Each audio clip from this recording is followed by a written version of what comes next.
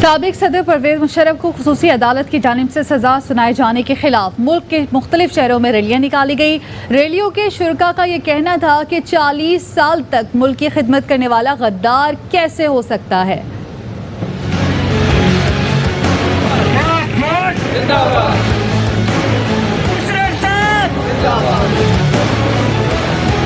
साबिक सदर परवेज मुशर्रफ से मोहब्बत का वालेहाना इजहार, शहरी यकजहती के लिए सड़कों पर निकल आए।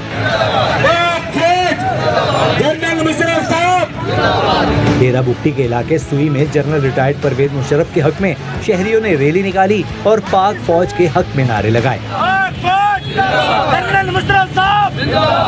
सिब्बी में सिविल सोसाइटी की जानिब से परवेज मुशर्रफ के हक में एहतजाज किया गया। कोहलू और मच में कबायली अमायदीन और शहरियों ने परवेज मुशर्रफ को सजा सुनाए जाने के खिलाफ रैली निकाली।